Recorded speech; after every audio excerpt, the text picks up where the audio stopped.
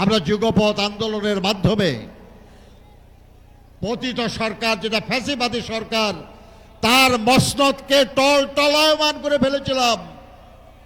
জুলাই আগস্টের গণঅভ্যুত্থানের মধ্য দিয়ে সেই তখত হাউস উল্টে গেছে, ফ্যাসিবাদে পলায়ন করেছে এবং বাংলাদেশ আবার একটা নতুন সম্ভাবনার দ্বার প্রান্তে উপনীত হয়েছে।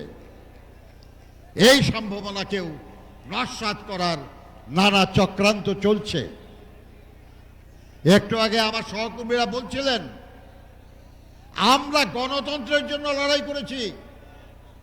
বাংলাদেশের মানুষ এক দফার দাবিতে আন্দোলন করেছে, ফ্যাসিবাদের পতন এবং নির্দলীয় নিরপেক্ষ সরকারের অধীনে নির্বাচনের মাধ্যমে গণতন্ত্র পুনঃপ্রতিষ্ঠা।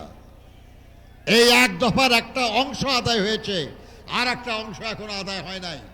ওটাই প্রথম কাজ, ওটাই প্রধান কাজ।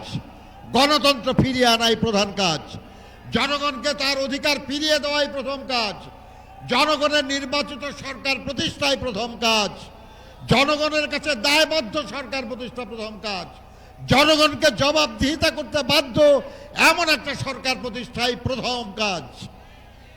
এই কাজের দায়িত্ব যারা নিয়েছেন আমরাই দিয়েছি।